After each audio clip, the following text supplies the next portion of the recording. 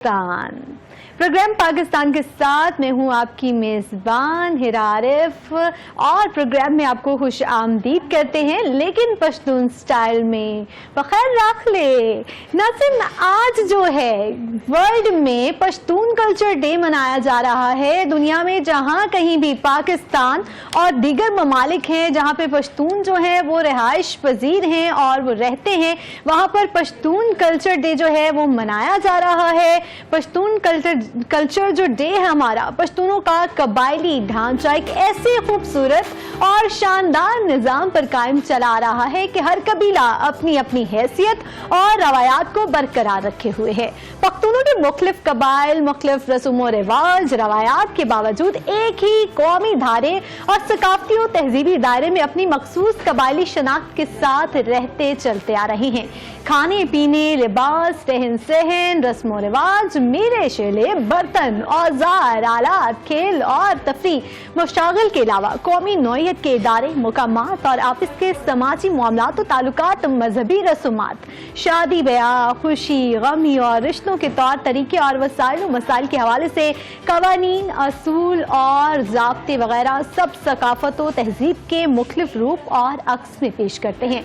मुआशरती जिंदगी में लोगों के ताल्लुकात, रिश्तों, नातों, मेहमान नवाजी, बहादुरी के औसाफ, रस्म और रिवाज, मजहबी रुझानात और अक़दात और मजमूई कौमी तर्ज़ एहसास से है।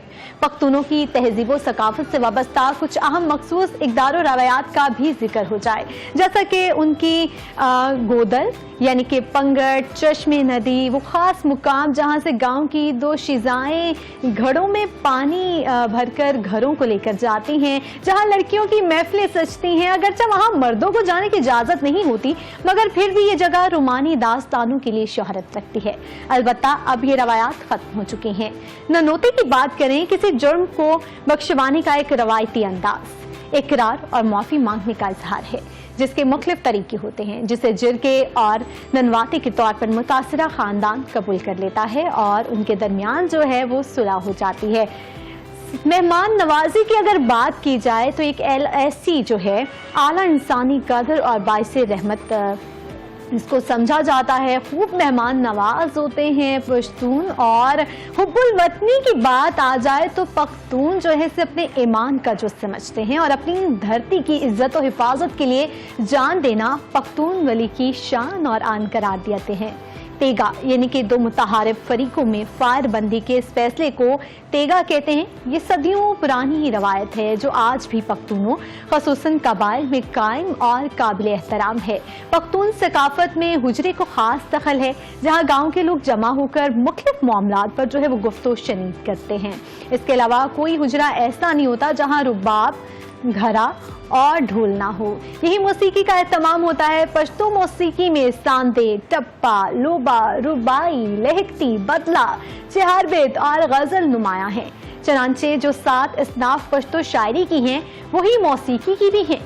अब बात करें अगर खानों की, तो पश्तून सकाफती खानों में काबली पुलाव, गोखा यानी कि बकरी का गोश्त, सीख कबाब, चपली कबाब, शामी कबाब, शिनवारी कबाब, खिचड़ी, शोरबा, ओश, ओशक, हिराक, बरूनी, गट्टे वर्चे और गंदम, मकाई और शोरबा उसका बनाया जाता है जिसको हम घुंगी बोलते हैं, और शोमले, लस्सी वगैरह शामिल है। नाज़रीन, आज जो है दुनिया भर में जो है पश्तून कल्चर डे जो है वो मनाया जा रहा है। और आज के प्रोग्राम में हम अपनी इस सकाफत को उजागर करना चाहते हैं। जब हम अपनी सकाफत को जो है उजागर करेंगे तो बहुत से लोग इस खूबसूरत सी सकाफत को, इस खूबसूरत से कल्चर को जानेंगे।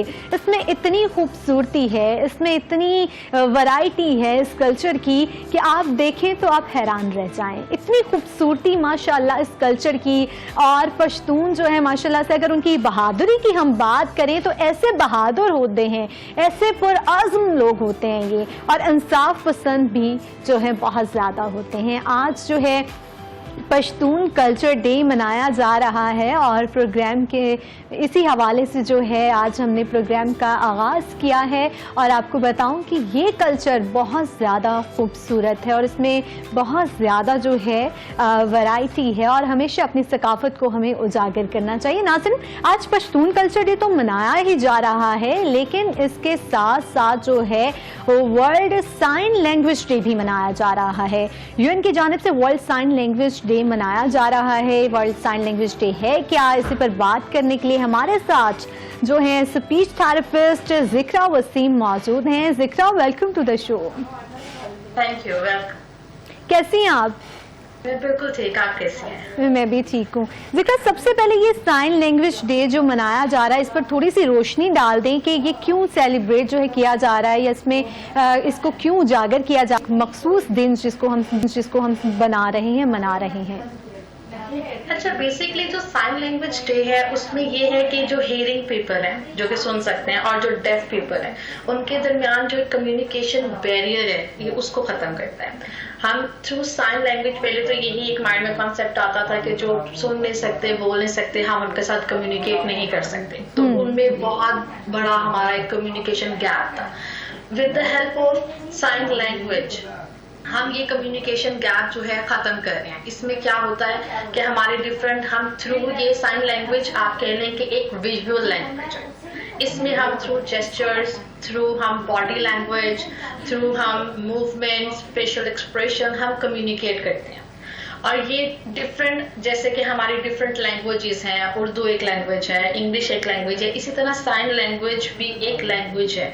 इसके हर एक वर्ड का एक कॉन्सेप्ट है, एक मतलब है, जिसके थ्रू जो डेफ लोग हैं वो हियरिंग पीपल के साथ और डेफ लोग आपस में भी पूरी कन्वर्सेशन करते हैं, पूरी बात करते हैं। इनके दरमियान जो आप कह लें कि हम एक इंक्लूसिव इन्वायरमेंट जो है वो क्रिएट होता है और हमारे जितनी बाउंड्रीज हैं, जितना जो गैप है वो फिनिश होता है। ठीक है। अच्छा, साइन लैंग्वेज डे हम मना भी रहे हैं और जैसा कि आपने कहा कि इसकी इम्पोर्टेंस भी बहुत ज़्यादा है जो डेफ पीपल हैं उनके लिए, ताकि जो है हम जैसे लोग भी उनसे कम्युनिकेट कर सकें और वो भी हमारे साथ जो है कम्युनिकेट कर सकें। तो मुझे ये बताएं कि किस लेवल पे जो है इसकी एजुकेशन ली जा रही है, या क्या किस स्पेसिफिक ऐसे इंस्टीट्यूट्स हैं या कोई स्पेसिफिक ऐसी बुक्स हैं जिसके थ्रू जो हम इसको लर्न कर सकें, क्योंकि ये मेरे ख्याल से तो एक बहुत ही अजीम तोहफा है इशारों की जो जुबान है, ताकि हम जो ऐसे लोगों के साथ कम्युनिकेट कर सकें। जी बिल्कुल, बेसिकली अब तो इसके बारे में इतनी अवेयरनेस स्टार्ट हो चुकी है, इतने ज़्यादा कोर्सेज हैं। अगर आप पाकिस्तान में देखें तो डिफरेंट यूनिवर्सिटीज़ हैं जो proper speech and language pathologies की डिग्रीज करवा रही हैं। उसके बाद शॉर्ट कोर्सेज भी होते हैं, 1 ईयर के, 1.5 ईयर्स के, कुछ बिल्कुल शॉर्ट कोर्सेज में आए तो 6 मंथ के कोर्सेज होते हैं और इसमें आपको बेसिक साइंस बताते हैं। बेसिक साइंस के साथ कि आप कम्युनिकेट कर सके। जैसे डेफ लोग हैं तो उनको हम प्रॉपर ट्रेनिंग देते हैं थ्रू हम डिफरेंट कोर्सेज के साइंस के। जैसे लेट सपोज अगर हम कहें कि उनके फादर है और उन्होंने बताना है कि हमारे फादर आए हैं, और तो हम उनका क्या साइन से कहेंगे, फादर, ठीक है, तो ये फादर का साइन है। बट अब हर कंट्री की एक अपनी डिफरेंट साइन लैंग्वेज है। अब अगर आप ब्रिटिश की बात करें, ब्रिटिश साइन लैंग्वेज है, अमेरिकन साइन लैंग्वेज है, पाकिस्तान साइन लैंग्वेज है, ऑस्ट्रेलियन साइन लैंग्वेज है। तो हर डिफरेंट कंट्री के अंदर डिफरेंट साइन लैंग्वेज है, तो उनके जो साइंस हैं वो भी डिफरेंट होते हैं अकॉर्डिंग टू देयर कल्चर। अगर हम ब्रिटिश साइन लैंग्वेज की बात करें तो उसमें अगर फादर की बात करें तो फादर के लिए वो ये वाला साइन यूज करते हैं, और अगर हम पाकिस्तान की बात करें तो फादर के लिए वो ये वाला साइन यूज करते हैं। तो लिटिल बिट डिफरेंस है। सम टाइम कम्युनिकेशन के लिए अगर जो लोग बिल्कुल डेफ हैं उनके लिए जब वो कोर्सेज करते हैं तो वो कम्युनिकेट कर सकते हैं। अब कुछ बच्चे ऐसे हैं कि जो डेफ नहीं है बट वो स्पीच डिले के साथ हैं, जिनको ऑटिज्म डायग्नोज हुआ है, वो स्पीच डिले के साथ हैं, तो उसके लिए फिर वो कम्युनिकेशन के लिए क्या करते हैं, मैकाटन, जैसे आप कह लें कि ब्रिटिश साइन लैंग्वेज के अंदर उन्होंने मैकाटन एक टूल है, कम्युनिकेशन टूल है, वो इंट्रोड्यूस करवाया है। अब वो कॉम्बिनेशन है साइन लैंग्वेज का भी और सिंबल्स का भी और स्पीच का। तो उसमें हम क्या करते हैं, थ्रू जेस्चर्स जो हैं और थ्रू पिक्चर जो है वो बच्चे को साइन लैंग्वेज सिखाते हैं। ठीक है। और बच्चों के अंदर वो फिर जो बिहेवियर इशू और जो कम्युनिकेशन गैप होता है, जो कि नॉन वर्बल बच्चे होते हैं, जो स्पीच डिले के साथ डायग्नोज होते हैं, फिर हम उनको, क्योंकि वो प्रॉपर डेफ नहीं होते हैं, वो सुन सकते हैं बट उनके अंदर कम्युनिकेशन गैप होता है, तो हम फिर मैकर्टन टेक्निक के थ्रू उनको डिफरेंट साइंस सिखाते हैं। लाइक अगर उन्होंने किसी बात से नो उनको नहीं चाहिए तो हम उनको नो साइन सिखा देंगे, नो, क्योंकि वो बोल नहीं सकते तो नो। अगर कोई काम करना है, उनको कोई चीज चाहिए तो हम पूछेंगे you want this, then yes, तो हम वो ही साइन शो करते। अच्छा, मेरा आपसे सवाल है, ये जो साइन लैंग्वेज जो है ये तमाम लोग जो है इसको सीख सकते हैं? बिल्कुल, और मुझे लगता है सीखने ये अवेयरनेस, हाँ जी बिल्कुल, इसकी अवेयरनेस होनी चाहिए लोगों को। सबसे बड़ी मिसकंसेप्शन है कि ये बहुत मुश्किल है, बिल्कुल भी नहीं है। ये जैसे हम एक आम लैंग्वेज में हम बच्चों को इंग्लिश स्टार्टिंग में सिखाते हैं, इज, आई, एम, आर, इसी तरह ये डिफरेंट साइंस है, डिफरेंट फ्रूट्स के, डिफरेंट कम्युनिकेशन के एक डिफरेंट साइंस है। वो साइंस आप याद करते हैं और उसके बाद आप पूरी कन्वर्सेशन कर सकते हैं। वो आप डेफ के साथ करें, आप नॉर्मल रूटीन में करें, या जो बच्चे हैं जिनको कम्युनिकेशन प्रॉब्लम है उनके साथ करें। और दूसरी एक और भी बड़ी मिसकंसेप्शन है कि जी जो डेफ लोग हैं वो लिप रीडिंग कर लेते हैं। लिप रीडिंग बहुत मुश्किल है, सब डेफ नहीं कर सकते। तो उसके लिए क्या है कि जो हमारे साइन लैंग्वेज है वो हेल्प करती है कम्युनिकेट करने में, और ये आप कोर्सेज कर सकते हैं कोई भी। बल्कि मैं जहां तक रिकमेंड करूंगी कि सबको करना चाहिए, ताकि सोसाइटी के अंदर अगर आप मूव कर रहे हैं, अगर आपका स्पेशल नीड्स के साथ आपके मतलब कोई गैदरिंग है, फैमिली है, आप इन टच हैं, तो आप इजीली कम्युनिकेट कर सकते हैं और वो लोग भी कर सकते हैं, और ये बैरियर्स जो है हमारी सोसाइटी के अंदर खत्म हो सकते हैं। हम इसको प्रमोट करें स्कूल लेवल पर भी, जो आम बच्चे हैं इस तरह का कोई मतलब एक लेक्चर रख लें वीकली या मंथली, या जिसमें बच्चों को ये एजुकेट किया जाए, क्योंकि हमने उन बच्चों को भी अपने साथ लेकर चलना है, उन लोगों को भी अपने साथ लेकर चलना है। तो स्कूल लेवल पर क्या जो है, स्कूल लेवल पर जो है इंतजामात होने चाहिए इस हवाले से? सबसे पहली बात तो मैं आपको ये कहूंगी कि पेरेंट्स की अवेयरनेस बहुत जरूरी है। हमें पेरेंट्स को सबसे पहले ट्रेन करना चाहिए। अगर उनके घर में कोई डेफ बच्चा है तो वो सबसे पहले तो उसको एक्सेप्ट ही नहीं करते। वो कहते हैं कि ये कुछ भी नहीं कर सकता, ये बच्चा बिल्कुल डेफ है, ये डम्ब है, ये बोलता नहीं है, ये सुन नहीं सकता, तो उसकी लाइफ खत्म है, और उसको किसी न किसी काम में लगा देंगे, कहीं ना कहीं काम पे लगा देंगे। सबसे पहले ये बच्चे, इनका पूरा राइट है, ये बहुत कुछ कर सकते हैं, और इनके पास अल्लाह की तरफ से बहुत ज्यादा एक हिडन एबिलिटीज होती है, टैलेंट होता है, स्किल्स होती हैं, जिनको हम पॉलिश कर सकते हैं। उनको आप स्कूल में एनरोल करवाएं, इनको साइन लैंग्वेज सिखाएं। पेरेंट्स की ट्रेनिंग बहुत जरूरी है। फिर स्कूल्स के अंदर डिफरेंट कोर्सेज होने चाहिए, डिफरेंट सेमिनार्स होने चाहिए, डिफरेंट वर्कशॉप्स होने चाहिए, जिनके अंदर ये डिफरेंट साइन लैंग्वेज के कोर्सेज, इनके साइंस आप कैसे कम्युनिकेट कर सकते हैं। और समटाइम अगर मैं बात करूं तो कुछ ऐसी जगह जहाँ पे ये हो रहा है बट बहुत एक्सपेंसिव है, तो अगर हम पेरेंट्स से पूछें, अगर हम प्रोफेशनल से पूछें जो भी इस फील्ड में आ रहे हैं और जो सीखना चाह रहे हैं, तो वो कहते हैं कि इतने एक्सपेंसिव है कि हम नहीं कर सकते। तो हमें इनका जो एक रेशो है वो भी फिक्स करना चाहिए, क्योंकि जाहिर सी बात है अगर कोई फैमिली में वो है तो वो बहुत ज्यादा एक्सपेंसिव कोर्सेज भी नहीं बर्दाश्त कर सकते, उनके लिए नहीं है।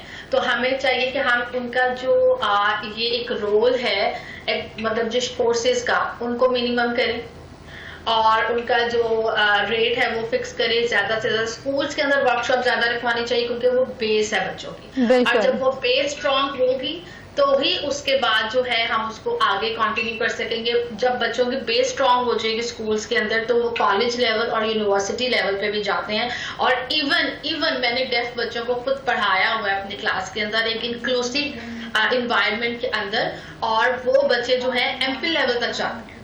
बिल्कुल, जैसे आपने बात की कि वो एमफिल लेवल तक जाते हैं, बहुत से लोग ऐसे भी हैं, मैं भी एक ऐसी फैमिली को जानती हूँ जिसमें माशाल्लाह से हस्बैंड वाइफ दोनों डेफ हैं और उनका जो बेबी है वो बिल्कुल ठीक है माशाल्लाह से।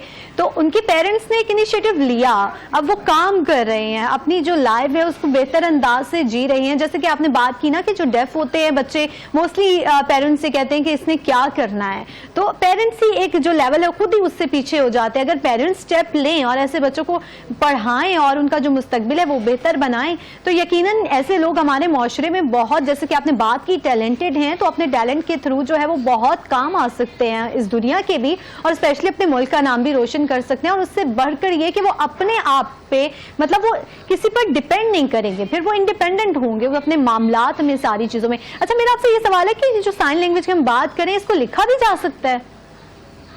बिल्कुल, साइन लैंग्वेज जो है उनके जो साइंस है वो हमें एक पिक्चर में, सिंबल्स में हमें नजर आते हैं। उसके बाद हम उन साइंस को रीड करते हैं, देखते हैं, समझते हैं।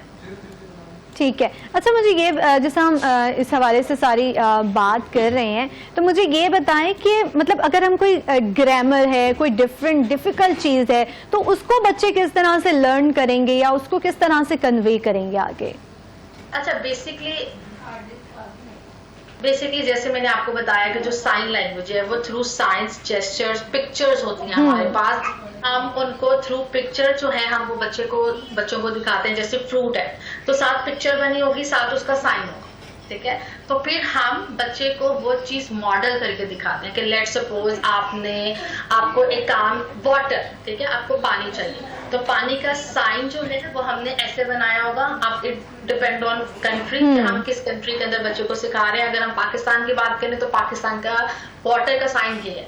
तो एक पिक्चर्स होती हैं, ठीक है। अगर हम उसको थ्रू प्रेजेंटेशन स्टार्ट करें तो प्रेजेंटेशन के अंदर हमने ये चीज शो की होती है कि वाटर का ये साइन और साथ वाटर की पिक्चर होती है, ताकि जो बच्चा बैठा है अगर वो डेफ है तो वो देख रहा है, नॉर्मल है तो हम उसको बोल के भी समझा सकते हैं। तो हम बताते हैं, अगर डेफ की हम बात करें तो जी अगर आपको पानी चाहिए, आपकी नीड हो रही है, तो आपने ये वाला साइन करना है। अगर आपको कोई चीज नहीं चाहिए, लेट्स सपोज अगर आपको बिस्किट चाहिए, तो हम बिस्किट की जो पिक्चर है हम वो सामने शो करेंगे। हमारे पास विजुअल कार्ड्स भी होते हैं, हमारे पास प्रॉपर हम लोगों ने शीट्स बनाई होती है, वो भी होती हैं, तो जिसमें हाँ ऐसे बिस्किट, तो ये बिस्किट का sign. So if anyone need something, so वो हमें उस साइन के थ्रू बताते हैं। जी, जैसे आप साइंस करके बता रही हैं, माशाल्लाह से आप अवेयर कर रही हैं लोगों को भी, तो कुछ ऐसे भी साइंस बता दें जो आम तौर पर हम सब लोगों को मालूम होने चाहिए। फॉर एग्जांपल हेल्प के लिए, अगर कोई किसी को हेल्प रिक्वायर्ड है ऐसे पर्सन को, तो उसका क्या साइन होगा? जी, बेसिकली जो हम लोग बात करें हेल्प की, तो हेल्प का जो साइन है उसमें ये होता है कि हम उसके अंदर ये वाला साइन यूज करते हैं, हेल्प। ओके, आपको हेल्प चाहिए। अगर उनको कुछ भी नहीं चाहिए, मतलब हम सिर्फ कहते हैं कि कोई काम नहीं करना, तो वो सिंपल कह देते हैं नो, यस। लेट सपोज कहते हैं प्लीज, हमारे काम करते हैं प्लीज, ठीक है, प्लीज। लेकिन ये पाकिस्तानी साइन लैंग्वेज में प्लीज ऐसे। अगर हम ब्रिटिश साइन लैंग्वेज की बात करें तो प्लीज ये है, प्लीज।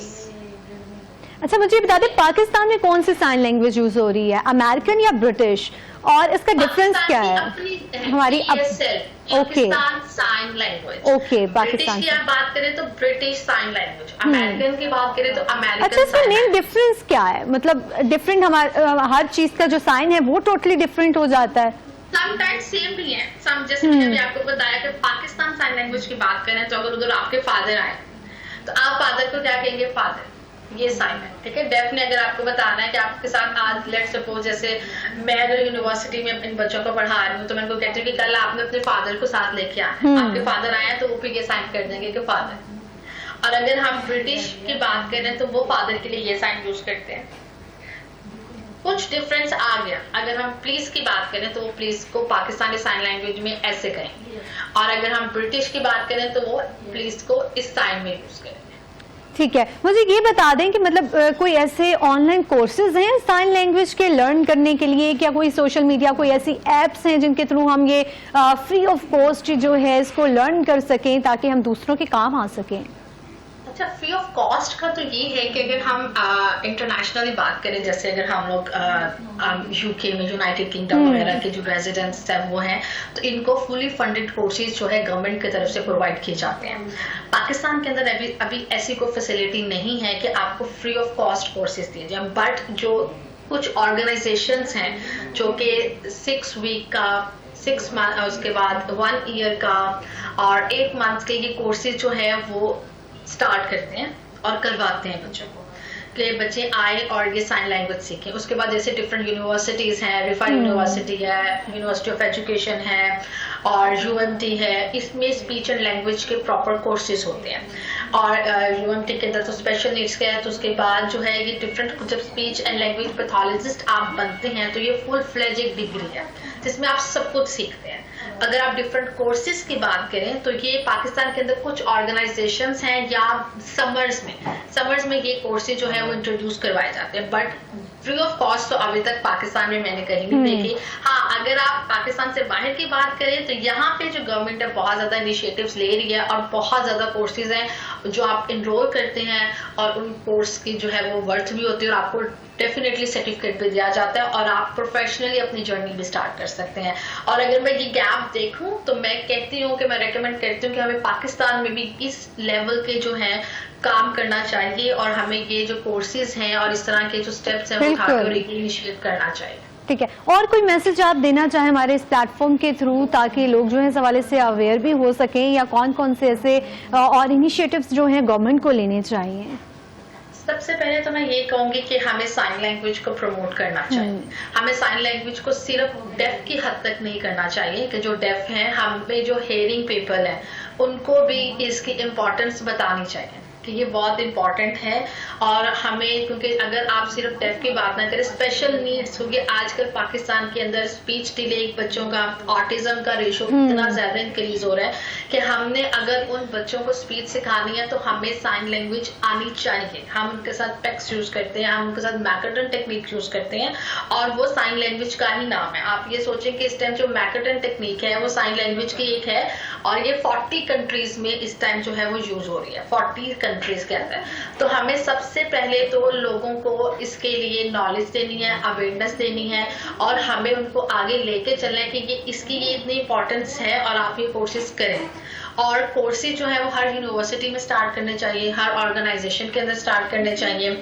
और जो साइन लैंग्वेज है और उसके बाद इनको आगे जॉब भी देनी चाहिए। बिल्कुल, सबसे बड़ा मसला ये कि वो कहते हैं कि अगर हमने एमफिल भी कर लिया तो हमें जॉब नहीं मिलता है। हम कहीं पे भी जाते हैं तो हमारे लिए कोई प्लेटफॉर्म नहीं है, हम क्या करें?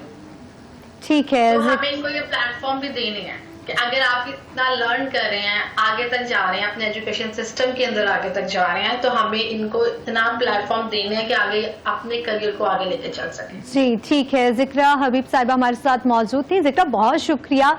नाज़रीन, आज जो है पूरी दुनिया में साइन लैंग्वेज डे मनाया जा रहा है और हमने अपने सेगमेंट के थ्रू ये चीज़ प्रमोट करने की कोशिश की है कि हम अपनी साइन लैंग्वेज जो है इसको प्रमोट करें ताकि जो वो लोग जो हमें सुन नहीं पा रहे होते, उनको किसी भी चीज़ की ज़रूरत है, उनके लिए आसानियाँ पैदा करें, क्योंकि लोगों के लिए आसानियाँ पैदा करना तो वैसे ही सवाब है और हमें जो है साइन लैंग्वेज को ज़रूर सीखना चाहिए ताकि हम दूसरों के काम आ सकें। यहाँ वक्त है एक मुख्तसर से वक्फे का, वक्फे के बाद हाजिर होंगे, हमारे साथ रहिएगा।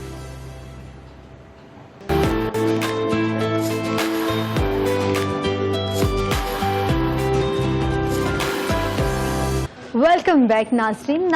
इस सेगमेंट में हम बात करेंगे कुछ ऐसी टेक्निक्स के हवाले से जिसकी वजह से जो हमारी बॉडी के मसल्स हैं, बॉन्स के जितने इश्यूज हैं, जितनी उनमें पेन है, प्रॉब्लम्स हैं, उस हवाले से हम बात करेंगे। और इस प्रोग्राम के इस सेगमेंट में हम जानने की कोशिश करेंगे एक ऐसी टेक्निक के बारे में, एक ऐसी चीज़ के बारे में जिसके थ्रू जो हम अपना ये ट्रीटमेंट वगैरह करवा सकते हैं। मैं बात कर रही हूँ कायरोप्रैक्टिक टेक्निक्स के हवाले से, लेकिन सबसे पहले हम ये जानने की कोशिश करेंगे कि कायरोप्रैक्टिक है क्या। इस हवाले से जो है प्रोग्राम में हमें ज्वाइन किया है chiropractic doctor Asad Mirza. Sir, welcome to the show. जी वेलकम जी। सर, सबसे पहले ये बता दें कि कायरोप्रैक्टर का मतलब क्या है? कायरोप्रैक्टिक का मतलब है डन बाय हैंड, जो इलाज हाथ से किया जाए आपकी ऑल बॉडी पेन्स को करने के लिए, आपकी स्पाइन को, आपके जॉइंट्स को मैनिपुलेट करके, एडजस्टमेंट करके आपकी तमाम बॉडी पेन्स को दूर किया जाए, उसको कायरोप्रैक्टिक बोलते हैं। ठीक है, अच्छा, कायरोप्रैक्टिक का इलाज जो है वो इसमें किस तरह से हम इलाज जो है करते हैं? कायरोप्रैक्टर फोकस करता है आपकी बोन्स में, आपकी स्पाइन में, आपकी नर्वस सिस्टम में, ताकि ट्रीट किया जाए आपके मसल्स को, आपके टेंडन्स को, आपके लिगामेंट को, आपके डिस्क को, आपके जॉइंट्स को, आपकी ऑल बॉडी पेन्स को। जी ठीक है। सर, एक ये चीज़ भी होती है ना, बहुत से लोगों को कंफ्यूजन है फिजियोथेरेपी में और कायरोप्रैक्टिक में कि ये इसका क्या मतलब लिंक है, ये किस तरह से डिफरेंट है? देखिए, फिजियोथेरेपिस्ट मेन अपना फोकस रखते हैं आपकी मसल्स, आपकी नर्व कंप्रेशन को थ्रू एक्सरसाइज और आपकी स्ट्रेचिंग के ज़रिए। कायरोप्रैक्टर मेन फोकस करता है आपकी रूट कॉज के ऊपर, आपकी स्पाइनल कॉर्ड के ऊपर। लेट्स से कि किसी को अगर गर्दन दर्द है या बैक एक है तो हम उसकी रूट कॉज में जाते हैं कि आपकी स्पाइनल कॉर्ड में क्या वजह बनी जिसकी वजह से कोई स्वेलिंग आई है, मसल स्पैज़म हुआ है या कोई डिस्क बल्ज हुई है। लेट्स से कि अगर गर्दन से दर्द हाथों में, कंधों में ट्रैवल कर रहा है तो कोई ना कोई नर्व कंप्रेशन के बायस बना है। तो हम आपकी रूट कॉज को देखते हैं ताकि उसकी नर्व कंप्रेशन को, मसल स्पैज़म को दूर किया जा सके। जी ठीक है, इसमें मेडिसिन जो है वो यूज़ नहीं कर रहे होते, तो बगैर दवाइयों के जो है ये इलाज किस तरह से मुमकिन है? देखिए, ये एक नॉन इन्वेसिव ड्रगलेस अप्रोच है जिसमें हम without medicine and without surgery patient को ट्रीट करते हैं। हमारा मेन फोकस आपकी सिम्टम्स के ऊपर नहीं होता। अगर आपको मेन सिम्टम्स आपकी पेन है, अगर कोई पेन के लिए जाता है तो हमारा मेन फोकस होता है कि ये पेन ओरिजिनेट किधर से हुई, इसका कॉज क्या है। तो कॉज हम आपकी लेट से कि गर्दन दर्द है, कमर दर्द है या नी की पेन है, तो हम उसमें कायरोप्रैक्टर जो होते हैं आपके मेन सोर्स को देखते हैं। हालांकि बहुत ज़्यादा ये मशहूर हुआ है कि कायरोप्रैक्टर से इमीडिएटली बहुत रिलीफ मिल जाता है, जो कि दुरुस्त है, बट उसमें हम आपकी रिलीफ के साथ साथ आपकी मेन कॉज के ऊपर भी काम करते हैं कि आपकी ओरिजिनल प्रॉब्लम क्या आ रही है। जैसे आप बात कर रहे हैं इलाज के हवाले से कि आप मेन कॉज पे जाते हैं, ये भी मुझे बता दें कि क्या कायरोप्रैक्टर जो ट्रीटमेंट है उससे तमाम अमराज जो हैं इनका इलाज मुमकिन है? जी एग्जैक्टली, आपकी ऑल बॉडी की जितनी भी प्रॉब्लम्स हैं वो बिल्कुल ट्रीटेबल होती हैं, बट इट डिपेंड्स कि पेशेंट किस स्टेज पे हमारे पास आ रहा है। कि अगर तो गर्दन दर्द है या सर दर्द रह रहा है, लेट्स से कि जिस तरह किसी को माइग्रेन का इशू हुआ, चक्कर आ रहे हैं, नींद ना आने के इश्यूज हैं, स्ट्रेस के इश्यूज हैं, एग्जाइटी के इश्यूज हैं, तो इट्स मीन कि उसके सर्वाइकल C1 के साथ इशू आ रहा है, नेक के ऊपर प्रॉब्लम आ रही है, तो उसमें हम उसकी सर्वाइकल की एडजस्टमेंट करके, मैनिपुलेशन करके आपके ब्लड फ्लो को बेहतर किया जाता है। जैसे ही आपका ब्लड फ्लो इन्हांस होता है सर्वाइकल एडजस्टमेंट से, तो आपके सिम्टम्स बेहतर होना शुरू हो जाते हैं। जी ठीक है, बहुत से लोग जो है ना, हम देखते हैं हमारे बुजुर्ग जो हैं ज़्यादातर उनको बैक पेन हो रहा होता है या उनके घुटनों में बहुत ज़्यादा मसला हो रहा है, तो इसका इलाज किस तरह से जो है वो किया जाता है? आजकल तो ये जो आप कह रही हैं कि बुजुर्ग, आजकल तो हमारे पास क्लिनिकल प्रैक्टिस में 15-15 साल के बच्चे भी आ रहे हैं। वो तो है, मैं बस एक फैक्टर के हवाले से जानना चाहती कि मतलब जो बुजुर्ग हैं उनका किस तरह से हम इस तरह से इलाज कर सकते हैं, फिर उसके बाद बच्चे सबसे पहले तो हमें फोकस रखना पड़ता है बुजुर्गों में कि क्लिनिकल एग्जामिन के बाद हम ये डिसाइड करते हैं कि डायबिटीज़ है, हार्ट इशू है, बोन्स कितनी ज़्यादा कमज़ोर हो चुकी हुई हैं। तो सबसे ज़्यादा तो पहले हमें फोकस करना पड़ता है उनकी बोन्स को मजबूत करने के लिए, और साथ फिर देखना पड़ता है कि मसल स्पैज़म के इश्यूज़ हैं, डिस्क बल्ज के इश्यूज़ हैं, जॉइंट रिड्यूस हो चुके हुए हैं उनके बीच में जो लिगामेंट है नी पेन के लिए, तो उसके मुताबिक फिर हम उनका इलाज, एक प्रॉपर प्लान ऑफ ट्रीटमेंट देते हैं। ठीक है, ठीक है। असद मिर्ज़ा साहब, हमारे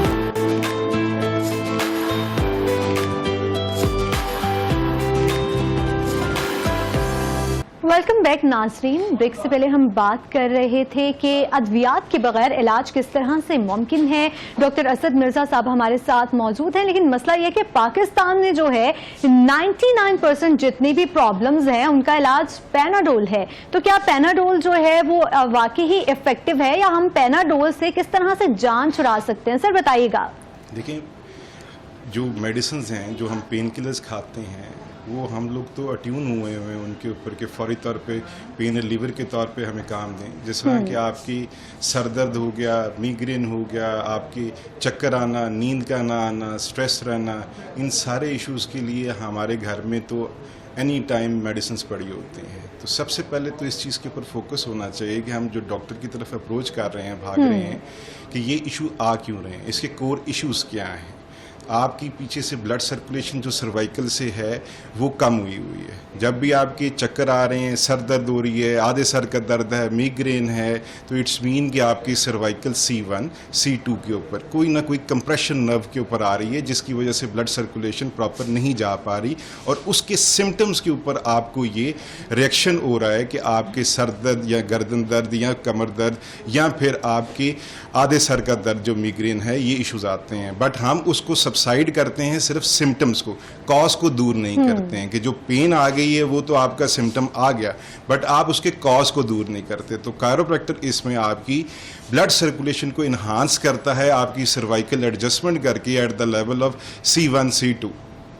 जी ठीक है सर, मुझे ये बताइएगा कि इस जो है टेक्निक के थ्रू क्या कोई आंख का भी इलाज मुमकिन है? मतलब कुछ लोगों की विजन भी स्लो होती है या उनके आंखों में भी दर्द होता है, तो कायरोप्रैक्टर उनको किस तरह से ट्रीट करते हैं? जी एग्जैक्टली आपका क्वेश्चन बहुत ही अच्छा है कि हम जिस वक्त भी आपकी आंखों पे प्रेशर आ रहा है, दर्द हो रही है, तो इट्स मीन कि आपकी ब्लड सर्कुलेशन कम हुई है उस जगह के ऊपर।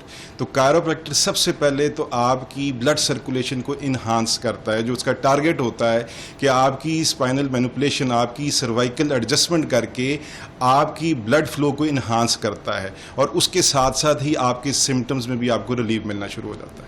अच्छा, एक हमारा अमूमन मर्दों में तो ये मसला है ही है, लेकिन खवातीन का ये बहुत मसला है, उनके बालों जो है ना, बालों का बहुत ज्यादा मसला रहता है, हेयर फॉल बहुत होती है। तो क्या कायरोप्रैक्टर्स जो हैं वो इस चीज को भी डील करते हैं? बालों का गिरना कम हो सकता है, उसमें खूबसूरती आ सकती है? बिल्कुल एग्जैक्टली मैम, बिल्कुल एग्जैक्टली। आपकी सर्वाइकल C2 से हम आपकी एडजस्टमेंट करके आपकी जो ब्लड फ्लो है उसको इन्हांस करते हैं। जैसे ही ब्लड फ्लो इन्हांस होगा, आपके जिस्म का हर ऑर्गन रिस्पॉन्ड करना शुरू कर देगा। जी ठीक है, बात तो हम कर ही रहे हैं इन सारी चीज़ों के हवाले से। जैसे आपने चक्कर की बात भी कर ली कि कुछ लोगों को चक्कर भी बहुत ज़्यादा आ रहे होते हैं, और मुझे ये बता दें कि सबसे बड़ा मसला ख़वातीन का बालों के अलावा जो है वो स्किन है। स्किन पे शाइन नहीं है, वो ग्लो नहीं है, तो क्या स्किन के जो इश्यूज़ हैं उनको भी कायरोप्रैक्टर डील करते हैं? जी बिल्कुल एग्जैक्टली डील करते हैं। और आपके चेहरे पे जो खिंचाव रहता है, स्ट्रेस रहता है, आजकल तो 9 to 5 जॉब के ऊपर आपके चेहरे पे बहुत ज़्यादा खिंचाव, बट उसके साथ साथ हमें सबसे पहले ये देखना पड़ता है कि आपकी स्किन के ऊपर जो आप मेकअप वगैरह इस्तेमाल कर रहे हैं वो किस क्वालिटी का और कैसा है। बट उसके साथ साथ कायरो जो उसमें डील करता है वो आपकी ब्लड सर्कुलेशन, जैसे मैंने पहले अर्ज़ किया कि आपकी ब्लड सर्कुलेशन को इन्हांस किया जाएगा, साथ ही साथ C2 C3 की एडजस्टमेंट करके आपकी नर्व्स के अंदर फ्लो बेहतर करके आपकी स्किन के अंदर बहुत अच्छे फ़ायदे मिल सकते हैं आपको। ठीक है। अच्छा, कुछ लोगों को ये भी मसला होता है, रात को सोते हैं और जब वो सुबह उठते हैं तो उनका जो फेस है वो स्वेल हुआ हुआ होता है। इसकी क्या रीज़न है? कभी एक साइड स्वेल हुई हुई होती है या कभी पूरा ही फेस जो है वो स्वेल हुआ होता है, इसकी क्या रीज़न हो सकती है? देखिए, इसमें 2-3 रीजंस आ सकती हैं। एक तो एडिमा किस वजह से हो रहा है, स्वेलिंग क्यों आ रही है, तो इसमें कुछ किडनी के पेशेंट्स भी हो सकते हैं, कोलेस्ट्रॉल के इश्यूज भी हो सकते हैं, but most probably on end of अगर आपके साथ ये रह रहा है और चेहरे पे ही रह रहा है, तो इट्स मीन कि कहीं ना कहीं ये इन्फ्लेमेशन कॉज क्यों हो रही है, तो अंदर कहीं ना कोई नर्व पिंच हो रही है, दब रही है, जिसकी वजह से खून प्रॉपर नहीं जा पा रहा। तो उसमें आपकी सर्वाइकल की ही एडजस्टमेंट करके हम at the level of C5 C6 आपकी स्वेलिंग भी रिड्यूस की जा सकती है। जी ठीक है। अच्छा, कुछ लोगों का ना कमर का टेढ़ापन बहुत ज़्यादा होता है, उसको फिर किस तरह से ट्रीट किया जाता है?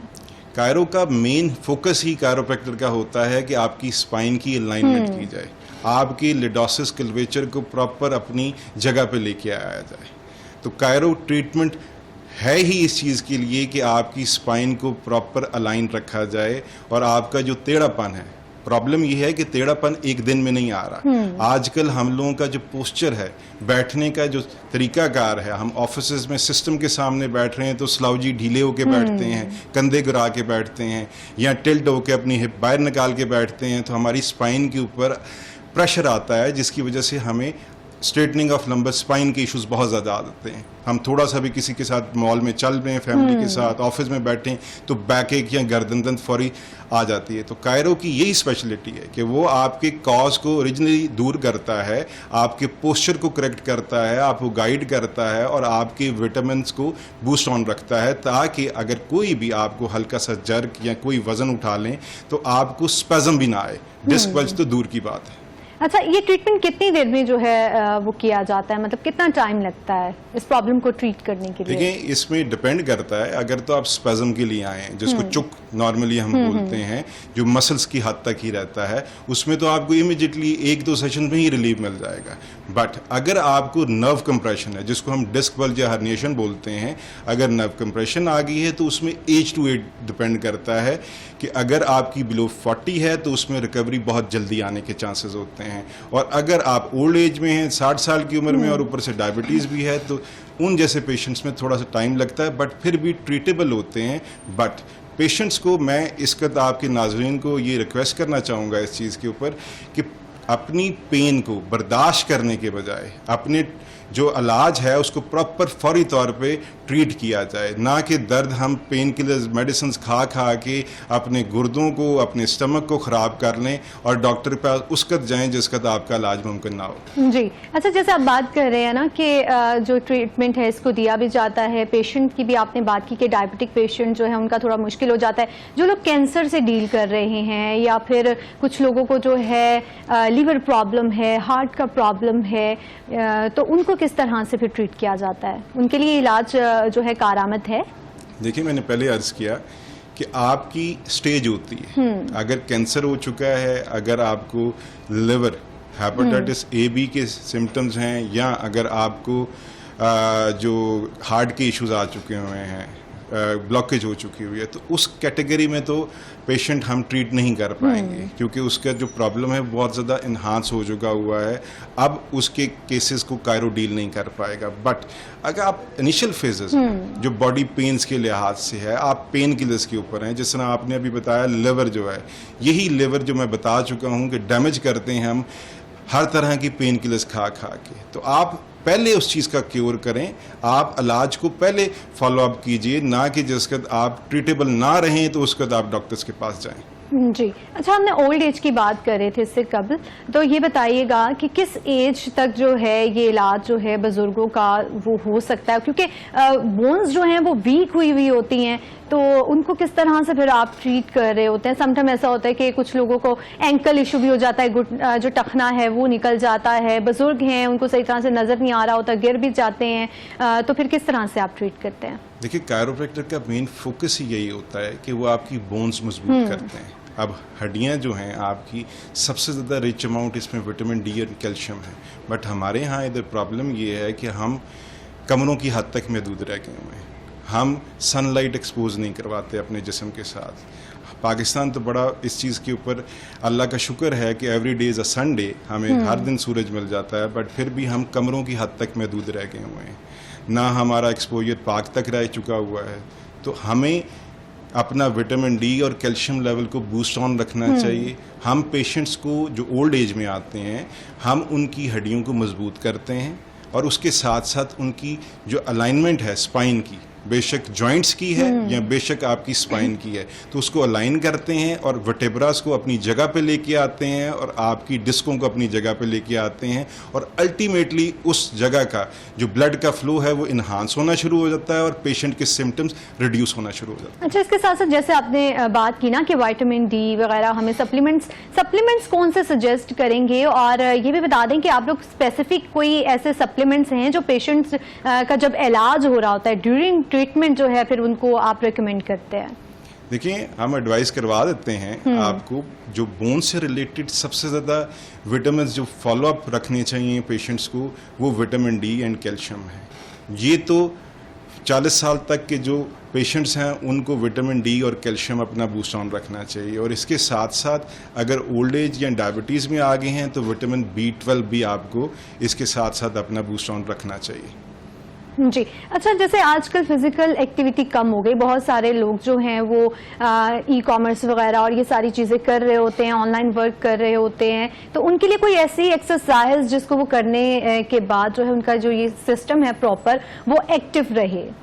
देखिए, अगर तो आपको घर में किसी वक्त भी कोई इशू आ जाता है और आप बहुत ज़्यादा लैपटॉप पे, आप मोबाइल पे रात को लेट कर, मोबाइल यूजेज भी एक बहुत बड़ी प्रॉब्लम बन गई है हमारी, तो आप अगर घर में रात में किसी टाइम पे भी आपको प्रॉब्लम आ गई है, तो फॉर द टाइम बीइंग, अगर आप डॉक्टर पे उस टाइम नहीं अवेलेबल कोई कायरो, तो आप हीटिंग पैड यूज़ कर सकते हैं, गर्माइश ले सकते हैं।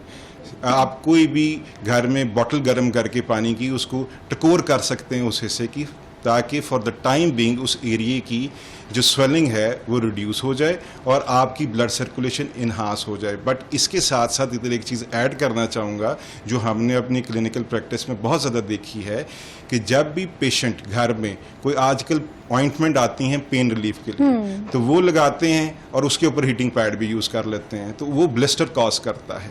तो आपने इस चीज़ का ख्याल रखना है कि ऑइंटमेंट का तो ऑलरेडी अपना थर्मल इफेक्ट जा रहा है, तो जब भी आप हीट लें तो आपने पहले हीट लेनी है 10 से 15 मिनट मैक्सिमम, और उसके आधा घंटा वेट करने के बाद आप ऑइंटमेंट इस्तेमाल कीजिए ताकि आपको छाला ना बन सके। जी ठीक है, जैसे आपने बात की ना कि सप्लीमेंट्स वगैरह रिकमेंड भी करवा दिए जाते हैं, तो कोई ऐसी स्पेसिफिक फूड, किस तरह की डाइट हमें लेनी चाहिए ताकि जो हमारे बॉडी का सिस्टम है वो ठीक रहे, ब्लड का फ्लो है वो बेहतर रहे?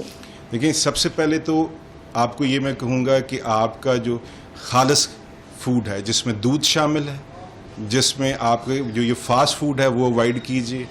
अपनी जो आपका जो दूध है उसके ऊपर बहुत ज़्यादा फोकस रखिए। अपनी डेली डाइट में दूध का इस्तेमाल ज़रूर कीजिए, जो कैल्शियम है आपका, और उसके साथ साथ फ्रूट का इस्तेमाल बहुत ज़्यादा रखिए अपनी डाइट में। और आप ये जो फास्ट फूड, जो बादी चीज़ें हैं, उनको अवॉइड कीजिए पेन से बचने के लिए। अच्छा, मेरा यहाँ पे क्वेश्चन है कि बहुत सारे लोगों को जैसा मिग्रेन होता है, सर दर्द हो रहा है, बैक पेन हो रही है, तो वो पेन किलर्स का बहुत ज़्यादा इस्तेमाल कर रहे होते हैं। तो इस हवाले से ये बताइएगा कि मतलब पेन किलर्स किस हद तक हम ले सकते हैं, कितनी जो है स्पेसिफिक अमाउंट तक? बहुत सारे लोग ऐसे होते हैं कि पूरा वीक है जी, हमारा हेक्टिक डे गुजरा है और पूरा वीक बिजी है, डॉक्टर के पास जाने का टाइम नहीं है, पेन किलर्स लिए जा रहे हैं हम अपने आप को ताकि हम थोड़ा सा पुरसकून हो सके, उस दर्द तकलीफ से आराम मिल सके। तो इस पर क्या कहेंगे आप, और कैसी टेक्निक जो है अपनाई जाए ताकि जो है हम रिलीफ हासिल कर सकें? देखें, इसकी रूट कॉज देखनी है कि अगर तो डेली रूटीन आपकी हेक्टिक है, बहुत ज़्यादा ऑफिस वर्क या बिजनेस आपका बहुत ज़्यादा हेक्टिक है, तो वो स्ट्रेस लेवल को भी कम किया जाए। पहले तो जो स्ट्रेस लेवल है वो भी आपका विटामिन डी डेफिसिट करता है। बट जो मेन क्वेश्चन है आपका कि अपनी रूटीन को आप लोग घर में कैसे मेंटेन कीजिए कि ताकि आपको ये पेन्स ना आए। जैसे कि मैं पहले बता दिया कि अगर तो आपको पेन्स आ रही हैं तो आप हीटिंग पैड यूज़ कर सकते हैं, बट आपको अपनी हेल्दी डाइट और सुबह के टाइम वॉक अपनी शेड्यूल कीजिए, नेचर ऑफ लॉ को अपनाइए ताकि ये जो बॉडी पेन्स हैं, हेक्टिक है, ये आपकी रूटीन ईजी हो जाए और आप नॉर्मल लाइफ गुजार सकें अपनी। जी ठीक है। अच्छा, और मज़ीद कुछ टिप्स जो है नाज़रीन को अगर आप दे दें डेली लाइफ रूटीन के लिए, ताकि जो है वो उसको फॉलो करते हुए बेहतर जो है लाइफ को अपनी गुजार सकें और इस तरह की जो प्रॉब्लम्स हो रही हैं उनको भी डील कर सकें। देखिए नाज़रीन, मैं आपको यही गाइड करूंगा कि अपनी हेल्दी फूड को अपनाइए, अपनी वॉक को डेली रूटीन में रखिए, अपनी स्किन को सूरज के साथ एक्सपोज कीजिए, दूध का इस्तेमाल कीजिए और पेन किलर्स को जितना मैक्सिमम अवॉइड कर सकते हैं। Once in a blue moon तो समझ आती है कि आपको कोई पेन हुई और आपने पेन किलर ले ली, बट अगर आप डेली रूटीन में ही इस प्रैक्टिस में आ गए हैं तो इनिशियली पहले तो आप अपना लिवर ख़राब करेंगे, फिर अपनी किडनीज ख़राब करेंगे। तो फोकस रखिए अपनी स्पाइन को अलाइन करने के लिए, ताकि आपका जो ब्लड सर्कुलेशन है, असल में आपकी जो बॉडी की ब्लड सर्कुलेशन है उसको प्रॉपर रखिए, ताकि आपके जो ये बॉडी पेन्स के इश्यूज हैं वो मत आएं, और उसके साथ साथ अपने विटामिन लेवल्स को बूस्ट ऑन रखिए। ठीक है, डॉक्टर असद मिर्जा हमारे साथ मौजूद थे। सर, बहुत शुक्रिया आपके कीमती वक्त का। नाज़रीन, आज के प्रोग्राम में हमने साइन लैंग्वेज को डिस्कस किया क्योंकि ये बहुत ज़रूरी है कि हम इस लैंग्वेज को सीखें। इसका सीखना हम सब पर जो है लाजिम होना चाहिए, बिकॉज अगर हम लोग जो हैं इस लैंग्वेज को सीख कर किसी डेफ के, किसी ऐसे पर्सन के काम आ सकते हैं जिसको सुनने में मसला है और उसकी मदद कर सकते हैं, तो यकीनन हमें इसको सीखना चाहिए। और बिकॉज इससे ये होगा कि हमारी जो सोशल गैदरिंग्स हैं उसमें ऐसे लोग जो डिफरेंटली एबल्ड हैं वो लोग भी जो है उस महफिल को, उस गैदरिंग को जो है एंजॉय कर सकेंगे और हमें उनको अपने साथ लेकर चलना है। इसके साथ साथ हमने कायरोप्रैक्टिक को भी डिस्कस किया। अगर आपके कोई भी मसाइल हैं, बैक पेन है, किसी भी किस्म का आपका जिस्मानी दर्द है, उसके लिए आप खुद से डॉक्टर ना बने, डॉक्टर के पास ज़रूर जाएं, कायरोप्रैक्टर्स के पास ज़रूर जाएं, विजिट करें और अपना जो ट्रीटमेंट है उसको ज़रूर करवाएं और अपनी लाइफ को जो है वो हेल्दी रखें। इसके साथ साथ आज पूरे पाकिस्तान, पूरी दुनिया में जहाँ जहाँ पश्तून हैं वो अपना एक खूबसूरत पश्तून कल्चर जो है उसको सेलिब्रेट कर रहे हैं, और हमें भी अपनी जो सकाफत है इसको फ़रोग़ देना चाहिए, क्योंकि ये वो खूबसूरती है जो पाकिस्तान के हुस्न को जो है दोबाला कर देती है। ये कल्चर ही है हमारे जिससे हमारे इस मुल्क की जो है वो खूबसूरती बनी हुई है। हमेशा अपनी जो सकाफत है, अपनी जो वैल्यूज़ हैं उनको प्रमोट करना चाहिए। आज के प्रोग्राम से इतना ही, आपसे मुलाकात होगी एक नए प्रोग्राम के साथ। तब तक के लिए अपनी मेज़बान हिरा आरिफ को दीजिए इजाज़त। अल्लाह हाफ़िज़।